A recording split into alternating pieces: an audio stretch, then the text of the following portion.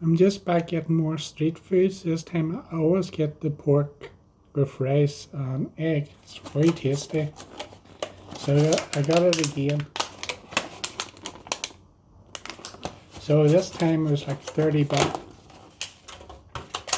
You get a lot of stuff.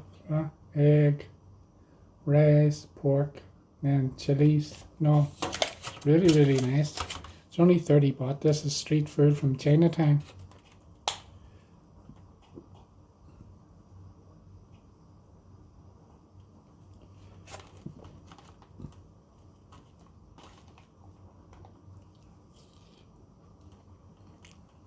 Lovely. And you get your egg in it too. So egg and pork and rice. All for 30 baht, street food.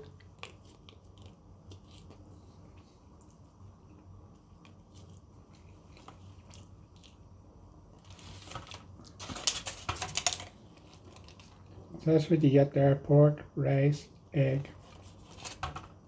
This is street food from Chinatown Bangkok. 30 baht just, and it fills you up. It's really tasty. I get it all the time. So if you like this video, if you like and subscribe, please. I appreciate it very much, and see you next time.